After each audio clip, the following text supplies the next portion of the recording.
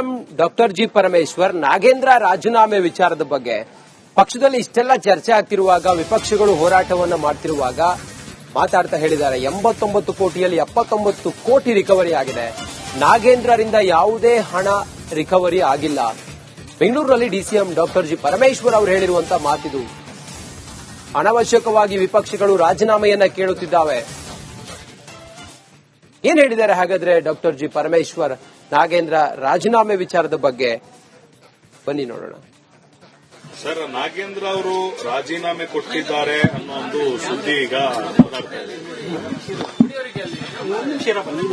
ಮಾನ್ಯ ಮುಖ್ಯಮಂತ್ರಿಗಳು ದೆಹಲಿಗೆ ಹೋಗಿ ನಮ್ಮ ವರಿಷ್ಠರ ಜೊತೆ ಚರ್ಚೆ ಮಾಡಿದ್ದಾರೆ ಅಂತ ಅನ್ಕೊಳ್ತೇನೆ.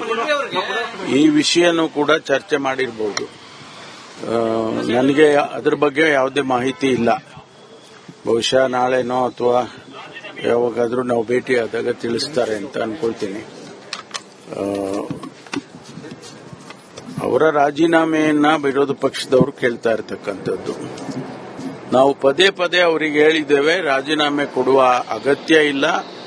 ಅವರಿಗೆ ಸಿಬಿಐ ಆಗಲಿ ಅಥವಾ ಇಡಿ ಆಗಲಿ ಅವರ ಚಾರ್ಜ್ ಶೀಟ್ಗಳಲ್ಲಿ ಇವರ ಹೆಸರುಗಳು ಇಲ್ಲ.